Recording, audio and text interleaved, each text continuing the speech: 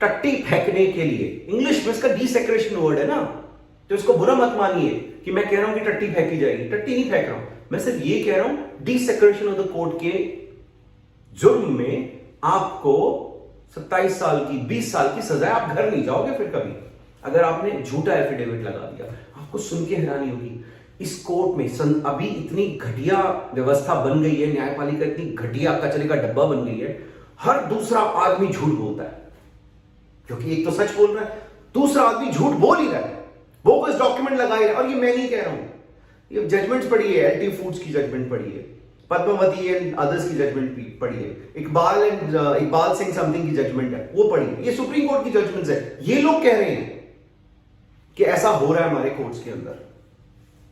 How do we fix this?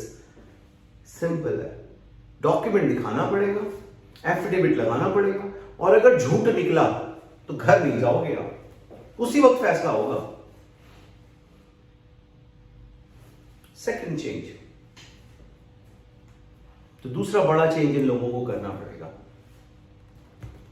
हमारे जैनियों में, दूसरी चेंज की बात कर रहा हूं मैं आपको, हमारे जैनियों में जो लोग एक हमारे जो गुरु होते हैं और मुनि, और जो हमारी व्यवस्था है जैनियों के अंदर, प्राचीन व्यवस्था है, हजारों साल से चल रही है, ये फैक्ट है। मोहनजोदारो के अंदर भी जैनिज्म एग्जिस्ट करता था मोहनजोदारो के टाइम पे, ये ऑलरेडी साबित हो चुका है, ये ऑलरेडी बहुत सारी बातें इस बारे में बोली गई है। हिस्टोरियंस कह रहे हैं राइट, जिन्होंने काबुल स्टडी करी है, जिन्होंने, जिनको नॉलेज है हिस्ट्री की, किताबें, नॉवल नहीं, मैं हिस्टोरियंस की बात कर रहा हूं, जैन ग्रंथों की नहीं, मैं हिस्टोरियंस की बात कर रहा हूं। तो इन जैनियों ने एक व्यवस्था अपनी बनाई, जैन मुनियों की और सेंट्स की आप कह लीजिए, जहां पे पहले श्रावक जो होता था वो मुनि बनता है। मुनि बनने से पहले भी एक छोटी सी स्टेज है, उनको अलग रखा जाता है, उनको एक लाइफ के बारे में, मुनि संतों की जो लाइफ होगी वो किस हार्डशिप से गुजरना पड़ेगा वो भी उनको एक बार दिखाया जाता है। आप ऐसे रुक सकते हैं महाराज साहब के साथ थोड़े महीनों के लिए और समझने की कोशिश कर सकते हैं कि जीवन कैसा होने वाला है। फिर मुनि लोग बहुत सालों तक मुनि रहते हैं, उस तरीके की लाइफ को लीड करते हैं। आपको पता है जैन मुनि जो होते हैं बहुत हार्डशिप्स वाली लाइफ जीते हैं। तो मुनि के बाद मुनियों के ऊपर उपाध्याय होते हैं, उपाध्याय से ऊंचे आचार्य होते हैं, आचार्यों से ऊंचे अरिहंत होते हैं, अरिहंतों से ऊपर सिद्ध होते हैं। इस तरह की क्या हायरार्की है हमारे जैनिज्म में। जितना मेरी समझ में आया, जो लोग उपाध्याय बनेंगे वो जिंदगी भर उपाध्याय नहीं रहेंगे, आचार्य भी बन सकते हैं। जो आचार्य हैं वो अरिहंत बन सकते हैं, जो अरिहंत है वो सिद्ध बन सकते हैं। जो आचार्य रह गए वो आचार्य जिंदगी भर रहेंगे जब तक नहीं मरेंगे। यानी कि दिल्ली हाई कोर्ट का जज जब तक ना मरे उसको हाई कोर्ट के जज बना रहने दीजिए। सुप्रीम कोर्ट का अगर दिल्ली हाई कोर्ट में नहीं कर सकते और हाई कोर्ट्स में नहीं कर सकते, सुप्रीम कोर्ट के अंदर जैसे अमेरिका में होता है, जब तक जज मरता नहीं है तब तक वो जज रहता है वहां का, रोज नए जजेस नहीं आते। सेकंड बिग चेंज जो हम आपसे रिक्वेस्ट कर रहे हैं वो ये है कि सुप्रीम कोर्ट के जजेस जब तक उनकी नेचुरल डेथ या उनकी डेथ ना, उनका डिमाइज ना हो जाए, तब तक वो सुप्रीम कोर्ट की पदवी में बैठ सकते हैं। They are not allowed to leave it. I will tell you the reason इतना इंपॉर्टेंट क्यों है ये, क्योंकि मैंने अपनी आंखों से देखा है। मैंने बकायदा चिट्ठी लिखी थी चीफ जस्टिस ऑफ इंडिया को, उस वक्त ये बताया था कि आपका जज जो रिटायर हो रहा है पिछले आने वाले 2 महीने के अंदर, वो रिश्वत खा रहा है, जजमेंट्स पास कर देगा रिश्वत खाकर। मैंने लिखा था, आप मेरे को कहने की बात क्या, मैं जेल में थोड़ी था, तो मैंने लिखा था, मैं तो साबित किया, वो तो चिट्ठी डाली थी मैंने, चिट्ठी की कॉपी आपके पास भी है, चीफ जस्टिस ऑफ इंडिया के पास भी है, जो उस वक्त के चीफ जस्टिस थे। उन्होंने उस लेडी जज को फोन करके बोला भी था कि मैडम हम आपसे रिक्वेस्ट कर रहे हैं कि इसमें इस तरह की कंप्लेंट आई है, आप केस में मत अपेयर हो। वो अपेयर हुई, कोर्ट का फैसला दी गई उनके फेवर में, दूसरी पार्टी के फेवर में। वो पार्टी नहीं थी, मेरा कोई, मैं अपने लिए कुछ नहीं लड़ता, टचवुड, मेरे अपने कोई केस नहीं, मैं सिर्फ समाज के लिए लड़ा आज तक। बड़े बड़े केसेस लड़े मैंने समाज के लिए। समाज कौन? जिसको पता भी नहीं उसके राइट्स क्या है।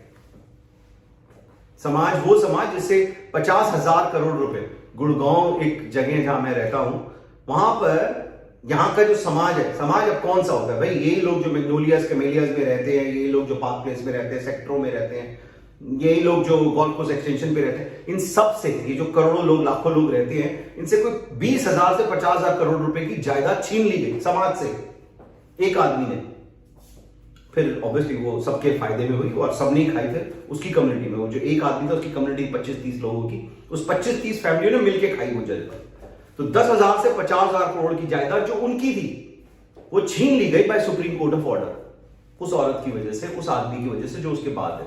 सारे के सारे जज 2-3 महीने पहले जब रिटायर होने वाले होते हैं कांड कर जाते हैं। Isn't it very obvious? जब वो आदमी देखेगा कि उसके ब्रदर जजेस जो दिल्ली हाईकोर्ट से रिटायर है वो शाहजहां रोड पे रह रहे, तुगलक रोड पे रह रहे, और आप क्या उम्मीद करते हो वो कहां जाके रहेगा? मयूर विहार में। तो वो जज एक इंसान भी है, जब वो रिटायर हो रहा होता है तो वो फ्रॉड कर सकता है। देयर इज अ पॉसिबिलिटी कि अपने बच्चे कुचे बुढ़ापे को अच्छा गुजारने के लिए वो छोटा मोटा फ्रॉड कर दे। उससे बचने के लिए, उस पॉसिबिलिटी से बचने के लिए जरूरी है कि आप जब तक सुप्रीम कोर्ट के जज का देहांत नहीं हो जाता उसको जज बने रहने दीजिए। इसी में एक बात और, हमारे जैनियों में आचार्य मुनि लोग भी डिसाइड करते हैं। आचार्य कौन बनेगा ये मुनि और उपाध्याय डिसाइड नहीं करते हैं, समाज डिसाइड करता है। सुप्रीम कोर्ट का जज कौन होगा ये समाज डिसाइड करे। एमएलए, एमपी, कॉर्पोरेट, राज्यसभा के मेंबर्स, ये सारे मिलकर डिसाइड करें कि सुप्रीम कोर्ट का जज अब कौन सा होने वाला है। अमेरिका में ऐसे होता है, ना भी हो अमेरिका में, ऐसा होना चाहिए ना। कितनी ऑब्वियस बात है, कितनी सिंपल सी बात है, इसमें तर्क की क्या बात है?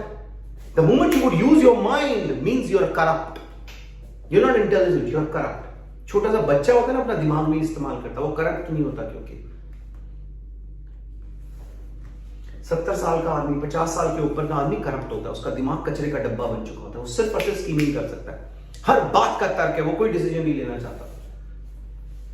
26 साल का लड़का, 18 साल का लड़का फटाक दिली से शादी कर लेता है, जेब में नहीं है फूटी कौड़ी, और शादी कर लेता है, डिसीजन ले लेता है इतना बड़ा, और फिर उस औरत के साथ पूरी जिंदगी निभाता है, जिसने जिंदगी भी नहीं देखी, अभी दुनिया देखी नहीं, शायद लड़कियां भी सारी नहीं देखी हैं, पर डिसीजन ले लेता है।